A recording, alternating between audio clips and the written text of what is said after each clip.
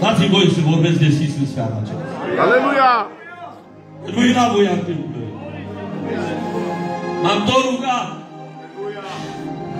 Oameni buni, dacă cântarea ta aduce mângâiere și frații se bucură și slujitorul care te pune o face în bucurie și o binecuvântare, dacă te pune de forță major, ești un blestem.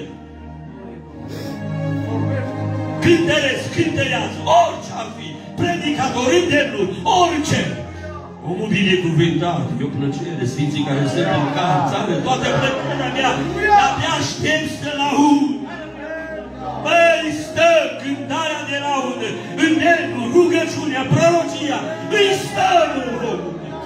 Celor neprihăniți de șade bine, că sunt binecuvântați, să ne cooperador, să ne